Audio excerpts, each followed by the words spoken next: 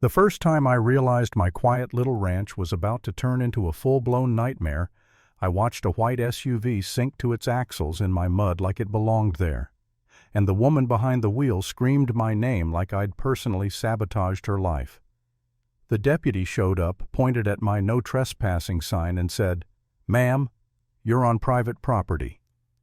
A week later, I got a letter from a lawyer claiming the HOA wanted me to pay for her damaged vehicle and emotional distress like they owned my land now. I'm Jake Morgan, and I live on a place called Cedar Ridge Ranch out in Bryan County, Texas.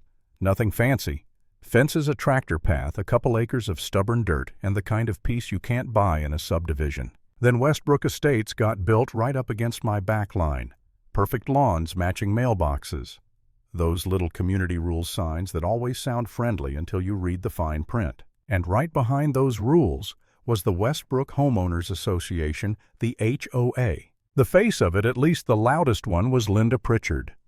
Big sunglasses hair, always perfect voice like a customer service manager who already decided you're wrong. The first time she came through, I thought it was a mistake. I heard tires crunching, looked up, and saw her SUV rolling down my tractor trail like it was a paved shortcut. I waved her down, stepped into the path, and held my palm up. "Hey, stop. This is private land." She didn't even apologize. She just leaned out the window and went, "I'm going through." "No," I said, keeping my voice calm. "You're not. This isn't a road." Linda stared at me like I'd said something offensive. "My GPS says it's a way out, and people in the neighborhood use it." I pointed to my fence line, then the trail. "That's because they're cutting through my ranch." She smiled, tight, smug. "Well, Derek said it's fine." I blinked. "Derek who?" She said it like it was obvious. "Derek Vaughn, the HOA president." That's when my stomach did that slow drop. Because a random driver being wrong is one thing, but someone in charge giving permission they don't have, that's a whole different problem. I stepped closer so she could hear me over her engine. "Derek doesn't own this. I do. Turn around." Linda's smile vanished. "You can't block access. This is a community." I actually laughed once, like a short, disbelieving sound. "Ma'am, this is a ranch." She huffed, threw her hands up like I was the unreasonable one, and did the world's most aggressive three-point turn, spinning loose dirt into my grass before she finally left. I figured that would be it. One entitled person, one bad day, done. So I put up a metal sign the next morning. "Private property, no trespassing, violators will be prosecuted." Big letters, reflective, hard to miss. 2 days later, I found it ripped out of the ground and tossed into the ditch like trash. The tire tracks told the story. Somebody drove right through where the sign had been, like they wanted to prove a point. I called the number on the Westbrook Estates Board contact sheet. A guy answered with that cheerful, fake professional tone. "Westbrook HOA, this is Derek." "Hi," I said, "this is Jake Morgan. I own Cedar Ridge Ranch behind your subdivision." A pause. "Oh, yeah. The trail." "The trail is on my land," I said. "Your residents are driving through it." Someone pulled down my sign. Derek sighed like I'd called to complain about noise. "Look, Jake, it's not a big deal. It's been used as a cut-through. Just let people pass." I could feel heat climb up my neck. "You don't get to decide that. It's private property." He went quiet for half a second, then said, "We can discuss easements if you want to be cooperative." That word cooperative hit me like a slap, like I was being invited to cooperate with someone stealing from me. After that, it wasn't just Linda. It was 2 cars a day, then 5, then a whole line of commuters treating my tractor trail like an off-ramp. They'd hit it too fast, bounce over the ruts, and fling dirt everywhere. The ground got chewed up into trenches. My fence posts started leaning because the soil around them was getting carved out. One afternoon, I found a soda cup and a fast food bag tossed in my grass, like my ranch was a rest stop. I tried doing it the nice way first. I installed 2 more signs. I reinforced them with concrete. I put one right where the trail meets the subdivision line. Next morning, that one was gone too. And every time I complained, I got the same energy back, polite dismissal with a little edge. Like, "Sure you can talk, but we're still driving through." Then came the email blast from the HOA. It wasn't addressed to me.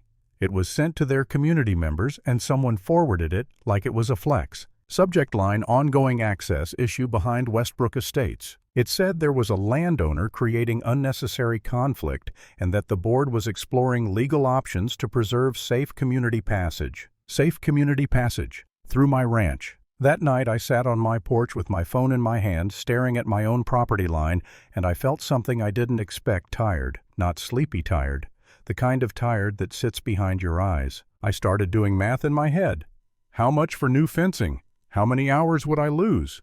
How long would a legal fight drag out? And for the first time I wondered just for a second if this was going to become one of those situations where the loudest people win because you can't afford the hassle of being right. I hated that thought. I hated how real it felt. The next morning I called Hank Lawson. He's a retired surveyor, worked half the county before he hung it up. He's also the kind of guy who doesn't talk big. He just shows up with tools and facts. Hank walked my line with me, checked markers, pulled up old plats. He tapped the map with one thick finger and said, "Jake, there's no easement here. None. They got zero right to drive through." I exhaled like I'd been holding my breath for weeks. "So I'm not crazy." Hank gave me a look. "You're not crazy. You're being bullied." That word landed clean.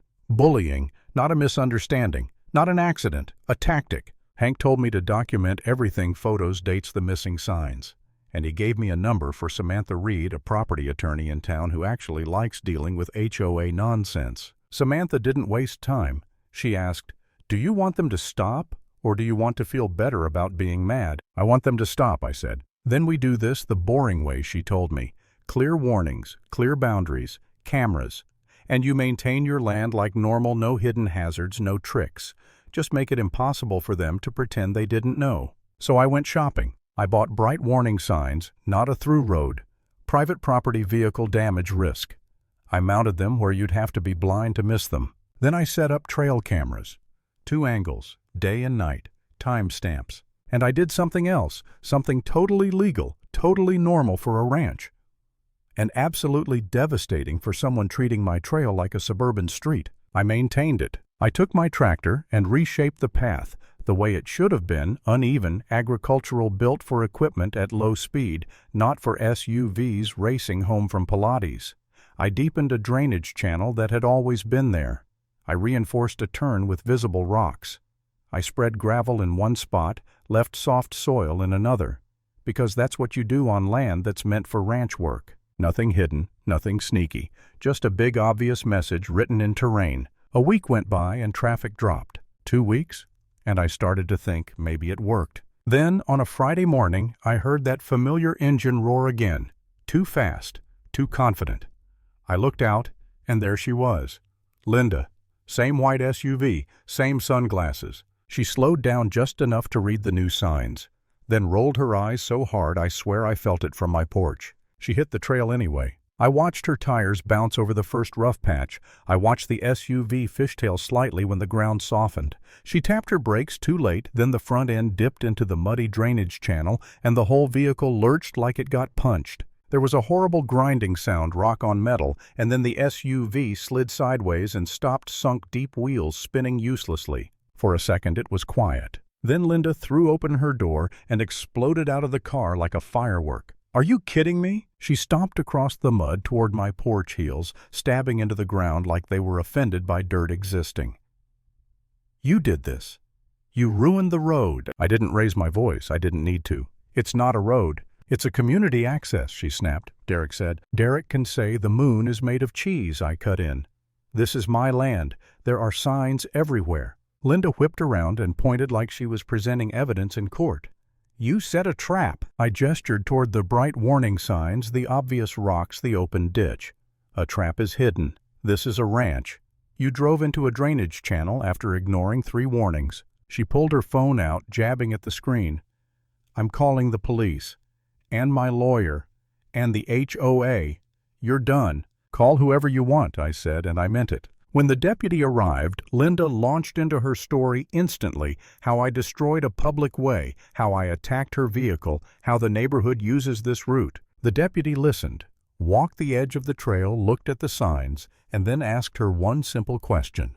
"Ma'am, where do you believe you are right now?" Linda said, "Behind Westbrook Estates." The deputy pointed to my fence line. "You're behind it, on private property." He looked at me next.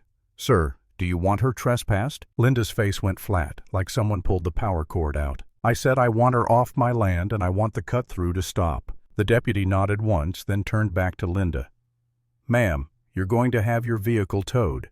You're responsible for the fees, and you need to leave." Linda's mouth opened, but nothing came out at first.